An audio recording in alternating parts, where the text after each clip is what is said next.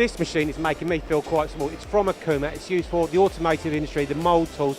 This one here, side panel of a car, so you might recognise the actual shape itself, maybe not, I don't know. But double column machine, absolutely massive. This table is 5 by 3 metres, but they'll do up to 12 by 4.5 metre machines and 20 micron accuracy. Pretty impressive stuff.